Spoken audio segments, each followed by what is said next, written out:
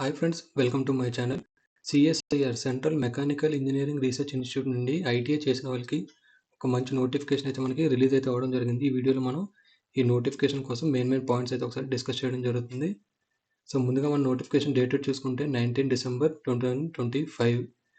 Advertisement number కూడా మీకు ఇక్కడ హైలైట్ చేయడం జరిగింది. లాస్ట్ డేట్ వచ్చేసరికి 21 జనవరి ఈవినింగ్ 5 వరకు మనకి ఆన్లైన్ అప్లికేషన్ అయితే అవైలబుల్ అయితే ఉండడం జరుగుతుంది. ఆన్లైన్ అప్లికేషన్ మనకు ఆల్రెడీ అయితే స్టార్ట్ అయితే అవడం జరిగింది 22 డిసెంబర్ నుండి. సో మెయిన్ పాయింట్స్ మీకు ఇక్కడ డిస్కషన్ అయితే చేయడం జరుగుతుంది. మీరు కింద కామెంట్ సెక్షన్లో కామెంట్ చేయగలరు. ముందుగా పోస్ట్ మనం చూసుకుంటే టెక్నీషియన్ 1 పోస్టులకి మనకి నోటిఫికేషన్ అయితే ఇవ్వడం జరిగింది. సో టెక్నీషియన్ పోస్టులో మనం ఏ ట్రేడ్ వాళ్ళు ఎలిజిబిలిటీ ఉందనేది మనం ఇక్కడ చూడడం జరుగుతుంది. ముందుగా చూసుకుంటే లెవెల్ 2 అయితే మీకు ఇక్కడ ఇవ్వడం జరుగుతుంది. ఇక్కడ అప్రాక్సిమేట్లీ శాలరీ కూడా వాళ్ళు ఇక్కడ మెన్షన్ చేయడం జరిగింది. So maximum upper age limit వచ్చేసరికి 28 ఇయర్స్. ఇది వితౌట్ రిలాక్సేషన్ అండి. సో ముందుగా మనం చూసుకుంటే ఫిట్టర్ మనం చూసుకుంటే మొత్తం 8 పోస్టులకి వేకెన్సీ అయితే ఇవ్వడం జరిగింది. 10th క్లాస్ ప్లస్ ఐటీఐ చేసి ఉంటే మీరు ఈ పోస్టులకి అప్లై చేసుకోగలరు. సో 8 పోస్టులకి డిఫరెంట్ కేటగిరీలు వీళ్ళు నోటిఫికేషన్ అయితే ఇవ్వడం జరిగింది. అలాగే నెక్స్ట్ మనం చూసుకుంటే ఎలక్ట్రీషియన్ మొత్తం 5 పోస్టులకి వేకెన్సీస్ అయితే రిలీజ్ అయితే అవ్వడం జరిగింది.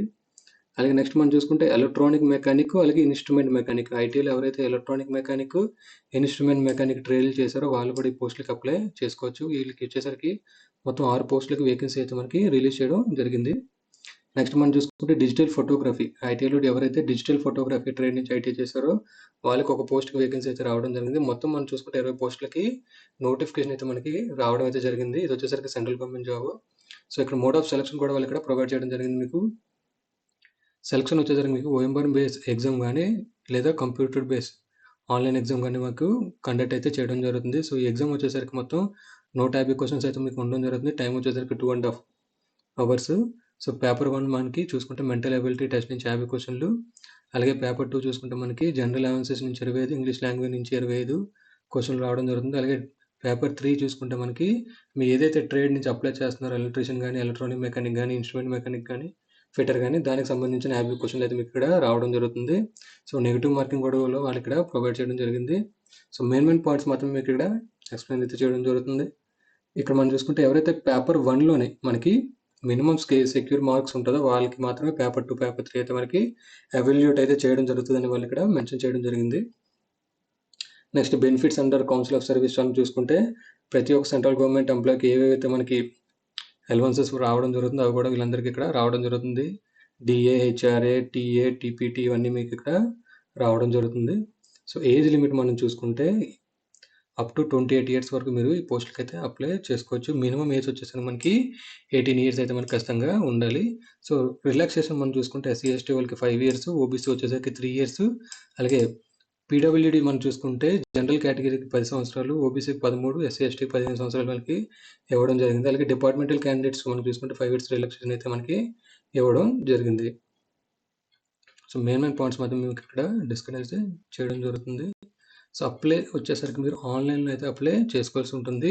సో వాళ్ళు ఇక్కడ వెబ్సైట్ ప్రొవైడ్ అయితే చేయడం జరిగింది. ఈ వెబ్సైట్ త్రూ మీరు ఇక్కడ ఆన్లైన్ అప్లై అయితే చేసుకోవాల్సి ఉంటుంది. లాస్ట్ డేట్ వచ్చేసరికి 21 జనవరి. సో ఫీజు మనం చూసుకుంటే fee 500 rupees non refundable fee. ఎవరికైతే ఫీజు అయితే మనకి ఉంటుందో వాళ్ళు ఫీజు అయితే పే చేయగలరు. సో ఈ fee ex service man, SC ST, women person with disabilities క్యాండిడేట్స్కి అయితే ఎటువంటి ఫీజు లేదు. Except remaining OBC general category వాళ్ళైతే 500 రూపీస్ నాన్ రీఫండబుల్ ఫీజు. ఒకసారి మీరు ఫీజు పే చేసిన తర్వాత ఫీజు అయితే మీకు అమౌంట్ అయితే బ్యాక్ అయితే రావడం జరగదు. అది కూడా మీరు ఇక్కడ గుర్తుపెట్టుకొని ఎలిజిబిలిటీ క్రైటీరియా చెక్ చేసుకొని ఒకసారి మీరు అప్లై అయితే చేసుకోగలరు.